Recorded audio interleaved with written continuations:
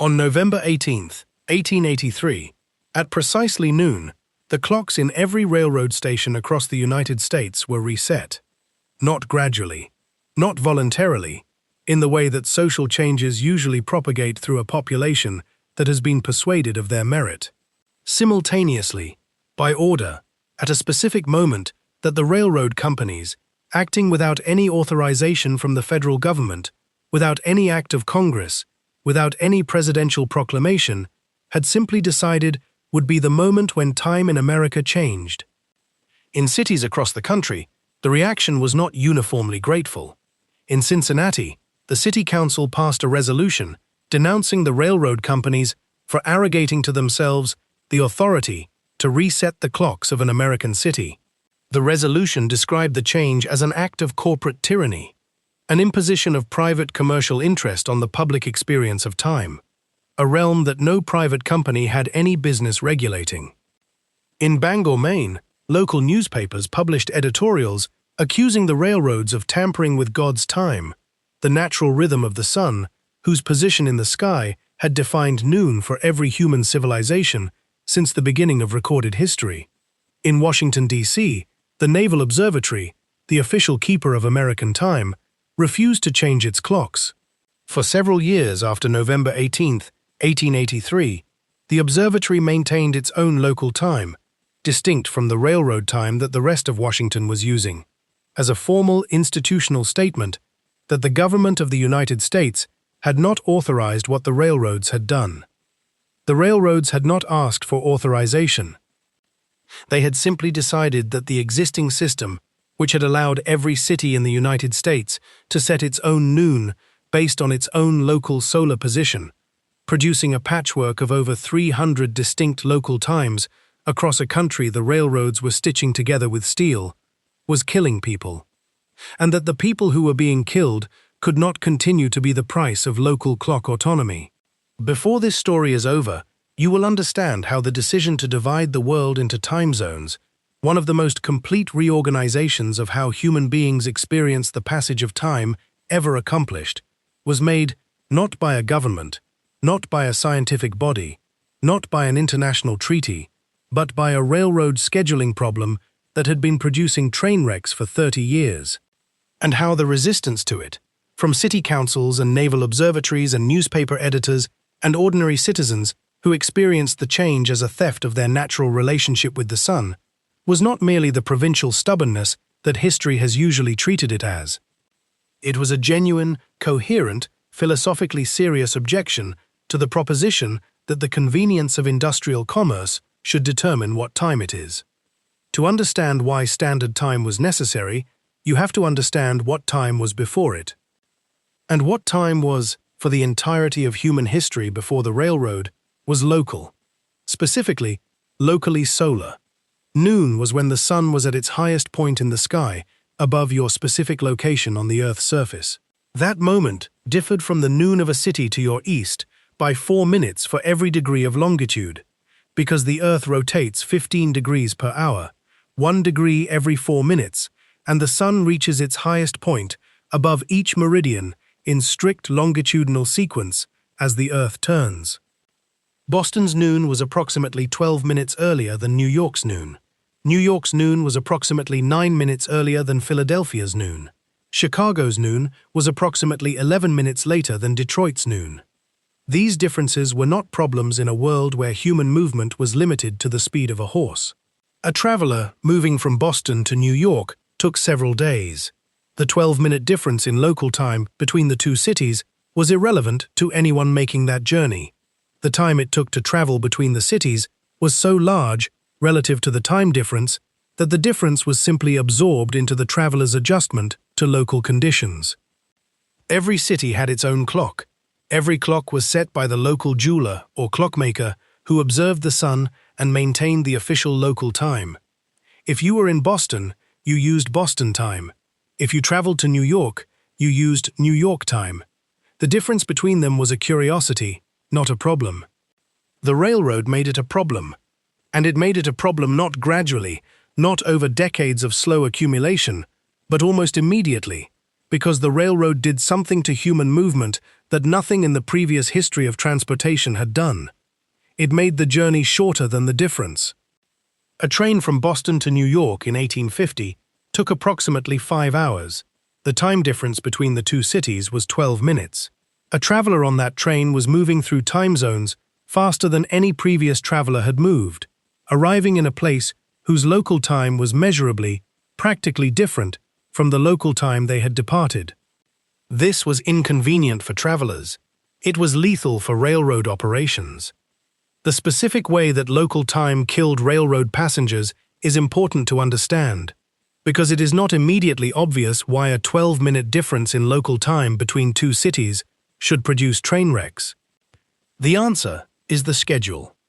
A railroad schedule is a document that specifies, for every train on a system, the exact time at which it departs each station and arrives at the next one. The schedule is the mechanism by which a railroad prevents two trains on the same track from being in the same place at the same time, which, on a single-track line, means one train going one direction and another going the other direction, both following a schedule that tells them when to pull into a siding and let the other pass. The schedule works if everyone on the railroad system is using the same time.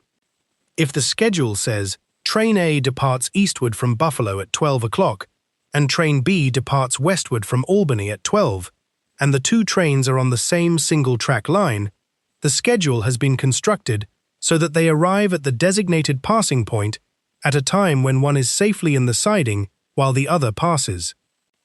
This works if Buffalo time and Albany time are the same. They were not.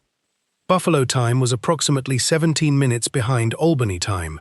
A train dispatched from Buffalo at 12 o'clock. Buffalo time was dispatched at 12:17 Albany time. The schedule, constructed assuming a shared time reference, was wrong by 17 minutes. And 17 minutes, at the speeds and the traffic densities of the American railroad network in the 1850s, was enough to put two trains on the same track at the same time. The collision that results from two trains meeting head-on on a single-track line is not a minor incident. It is catastrophic, immediately, for everyone involved. The American Railroad Accident Record of the 1850s and 1860s is a document of collisions, derailments, and scheduling failures whose cumulative death toll, spread across thousands of incidents, many of them fatal to multiple passengers, was sufficiently alarming that the railroad companies were under significant pressure to find a systematic solution. They tried local solutions first. Individual railroads established their own company times, setting all their clocks to the time of a single reference city on their network, and requiring all their stations to use that time regardless of local solar position. This helped within a single railroad's network. It made the problem worse at the junctions where multiple railroads met. At a junction point in the 1860s, a passenger changing trains might encounter 3 or 4 different company times, each a few minutes different from the others, each set by a different railroad's reference city, none of them matching the local city time posted on the station's public clock. A single station in Pittsburgh in 1875 reportedly operated with 6 different times simultaneously, Pittsburgh local time and 5 different railroad company times, all displayed on separate clocks in the station concourse. 6 clocks, 6 different times, in one building. The passenger trying to catch a connecting train did not have a scheduling problem. They had a philosophical problem about the nature of time that they were being required to solve in the time it took to cross a station concourse with their luggage.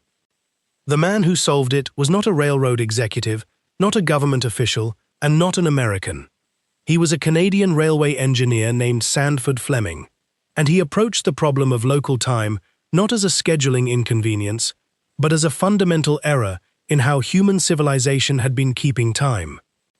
Fleming had a specific, personal encounter with the consequences of local time confusion in 1876, when he missed a train in Ireland because a railway timetable listed a departure time as PM when it should have been AM, an error that was, he later argued, an inevitable consequence of a time system that had no logical universal reference point and therefore produced ambiguous notation.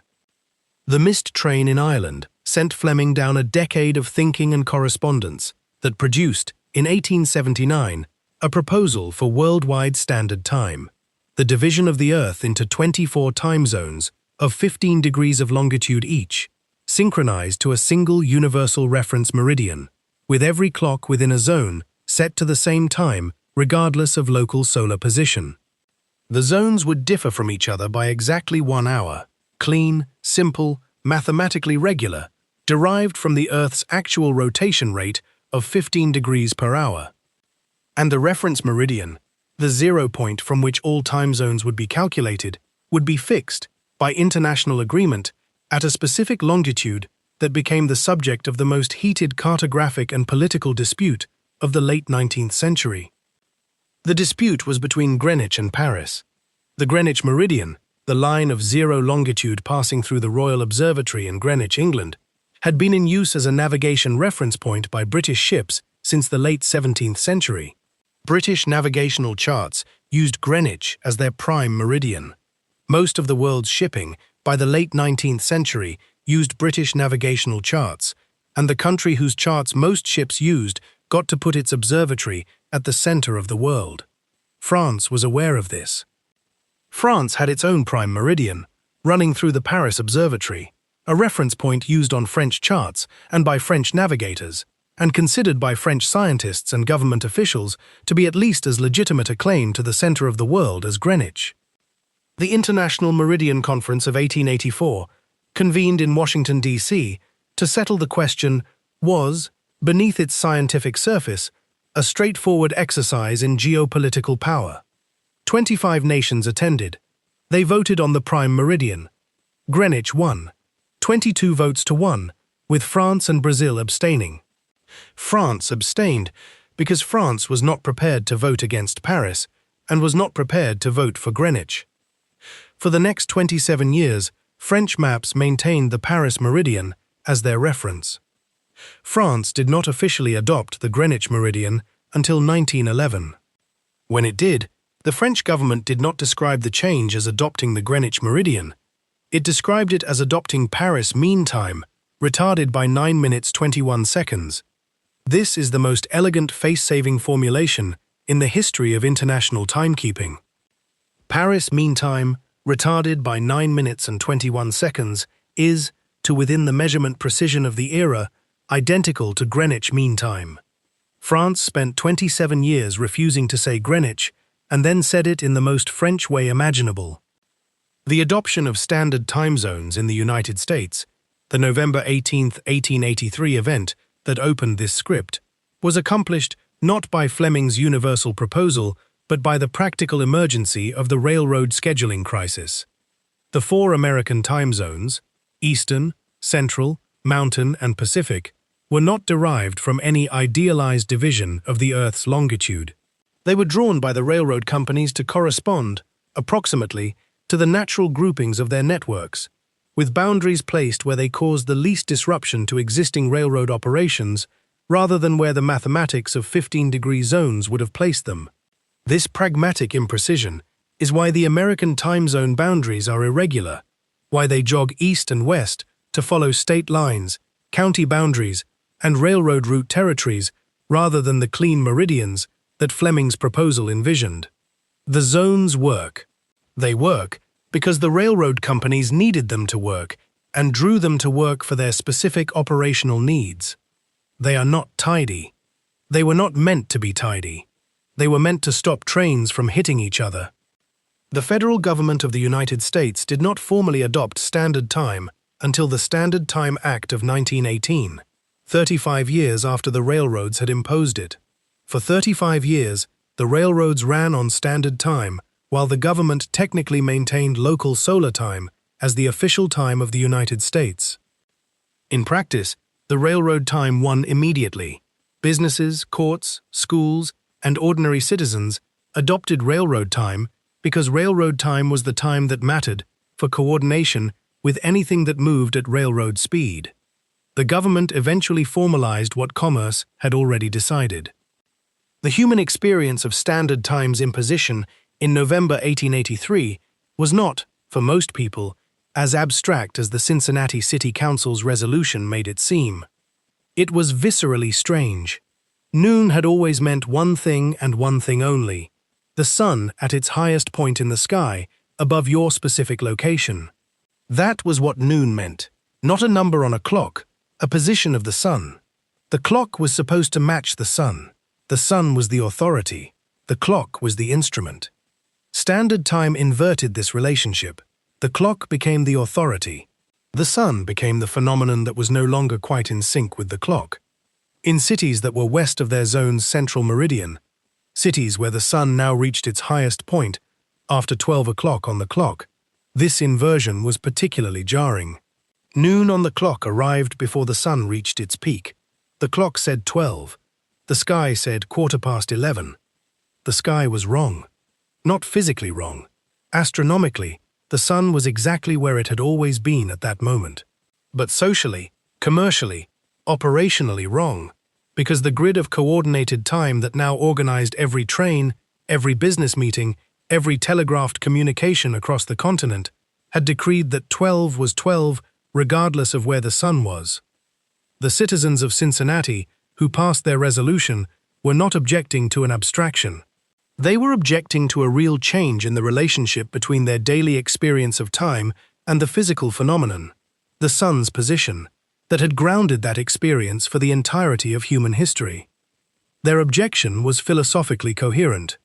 The sun had always been the authority. The railroads had just fired it. The extension of Standard Time to the rest of the world was accomplished not in a single moment, but through a series of bilateral and multilateral agreements across the late 19th and early 20th centuries, each driven by the same logic that had driven the American railroad companies in 1883. Coordination. The more communication and transportation connected different parts of the world, the more disruptive local time differences became. The telegraph, which transmitted messages at effectively instantaneous speed across transcontinental and then transatlantic cables, created the same problem at global scale that the railroad had created at national scale. A message sent from London to New York at 3 p.m. London time arrived in New York at a local time that no one had bothered to agree on with London. The global adoption of standard time zones was substantially complete by the 1920s, driven by telegraph, by international rail networks in Europe and Asia, and by the increasing coordination requirements of global commerce. There were, and remain, exceptions. India uses a single time zone for its entire territory, UTC plus 5:30, split by 30 minutes from the nearest whole-hour zone, in a compromise between the country's eastern and western extremes.